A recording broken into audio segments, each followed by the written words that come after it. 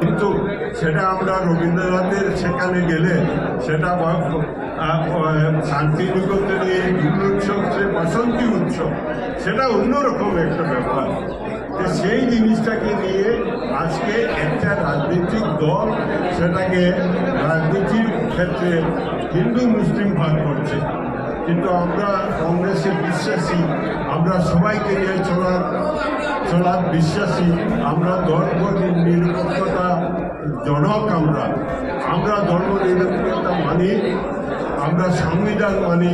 সেই অর্থে সংবিধানও একটা স্পেশাল দেওয়া হয়েছে আর্টিকেল 30-তে, যে প্রত্যেক সংখ্যালঘুরা তাদের নিজের ধর্ম পালন বা এর উপরে ধর্মীয় যেসব শিক্ষা অনুষ্ঠান আছে সেগুলি তারা মেনটেন করতে পারবে। যাই হোক, এখন বেশি সময় নেই, ধৈর্য আর আমার প্রতি দোয়া রাখবেন। আপনাদের প্রতি আমার দোয়া শুভেচ্ছা রইল। এই বলে আমার বক্তব্য শেষ। আসসালামু আলাইকুম রহমতুল্লাহি ওয়া বারাকাতুহু। আজকে জেলা কংগ্রেসের ব্যবস্থাপনায় এই মহান ইফতারের যারা এখানে উপস্থিত আমার বুঝদারি ভাইয়েরা, আজকে অনেক অন্য ধর্মের মানুষে আজকে এই ইফতার পার্টিতে অংশগ্রহণ করেছে। আজকে রমজান মাস একটা পবিত্র মাস, এটা সংযমের মাস। আজকে রমজান মাসে আমরা যারা মুসলমান মানুষ আমিন। আলহামদুলিল্লাহিল্লাযী হাদানা লিহাযা ওয়া মা কুন্না লিনাহতাদিয়া লাওলা আন হাদানাল্লাহ। আল্লাহুম্মা ইন্না নাসআলুকাল জান্নাতা ওয়া নাউযু বিকা মিনান নার। ইয়া আল্লাহ, ইয়া আরহামার রাহিমিন, তুমি আমাদের রমজান শরীফের রোজার মাধ্যমে সমস্ত পৃথিবীর মানুষের মধ্যে শান্তি প্রতিষ্ঠিত করো আল্লাহ। আমাদের ভারতবর্ষে আসামের মানুষের মধ্যে সদ্ভাব, শান্তি, সম্প্রীতি প্রতিষ্ঠা করে দাও এবং আমাদের সকলের সমস্ত জীবনের পাপ সমূহ তুমি ক্ষমা করে দিও, বন যাপন করার তৌফিক দান করো। সাল্লাল্লাহু তাআলা আলা খায়রি খালকিহি মুহাম্মদ ওয়া আলিহি ওয়া সাহবিহি আজমাইন বিরহমাতিকা ইয়া আরহামার রাহিমিন। সবাই আশীর্বাদ করবে।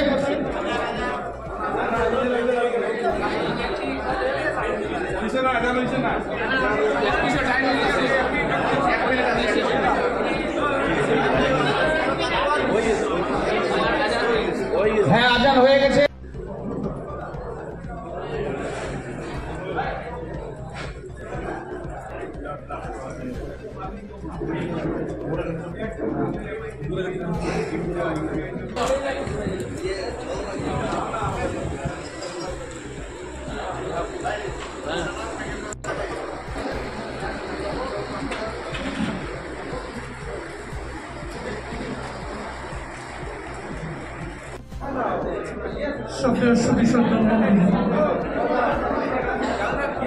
সময় অত্যন্ত অল্প, ইফতারের সময়।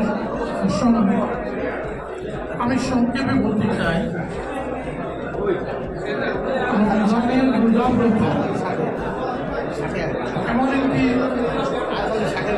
বৈজ্ঞানিক, বিজ্ঞানসম্মত উপাসনা ইবাদত, যেটা আসল উদ্দেশ্য পৃথিবীর জাতি, ধর্ম, বর্ণ নির্বিশেষে সর্বস্তরের অসহায় গরিব মানুষের যে যাতনা, যারা খেতে পায় না, তাদের খাওয়ার জুটে না, তাদের যাতনা, তাদের কষ্ট অনুভব করার জন্য এক মাসের এই উপবাস পালনের বিধান দেওয়া হয়েছে ইসলামে। এবং এই এক মাসের রোজাব্রতের মাধ্যমে অন্তরকে পবিত্র করা, অন্তর থেকে হিংসা, বিদ্বেষ, লোভ, লালসা এবং জনসম্পদ অর্জনের অবৈধ উপায়, অবৈধ পন্থা পরিহার করা, শপথ গ্রহণ করা এই রমজানের আসল উদ্দেশ্য।